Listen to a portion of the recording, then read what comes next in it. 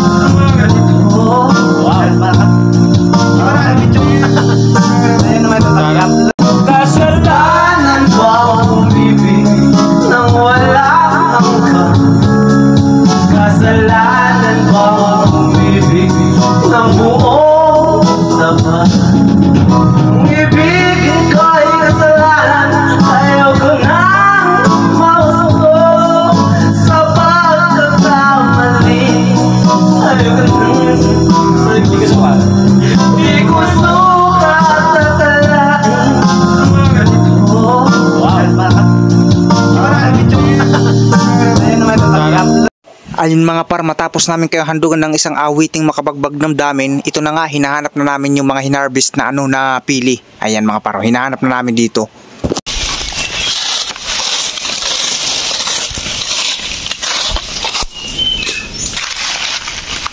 No.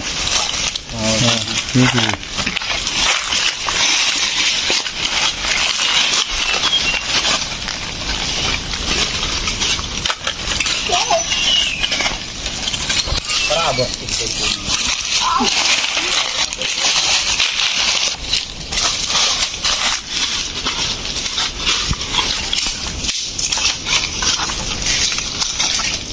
Apa dito kami? Guys, ito po yung nakuha namin, guys.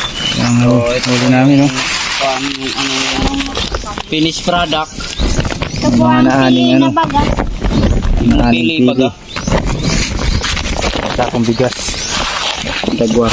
At ayun nga mga par, tapos na nga kami mag-harvest nung dito nung pili mga par, kaya uuwi na kami. Kaya ayun nga, naglalakad pa rin kami tulad ng dati, naglalakad pa rin pa uwi. Ayan, tapos syempre maya maya ay syempre mabilis yung paglalakad namin.